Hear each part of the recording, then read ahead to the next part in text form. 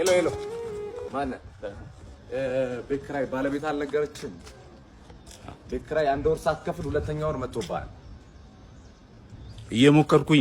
እየሞከርኩኝ ነው ትላለህ እንዴ? እየሞከርኩኝ ነው። ያንተን የቤት ኪራይ ልከፍል እየሞከርኩኝ ነው። የልጆች ትምህርት ቤት ልከፍል እየሞከርኩኝ ነው። የሚበሉት አጥተው እየሞከርኩኝ ባለቤትን አሟታል። ሰው አይደለ እንዴ? ይኸው ተመልከት። ይሄ የልጆች ጌም የሚጫወቱበት ልሸጥ እየሞከርኩኝ ነው።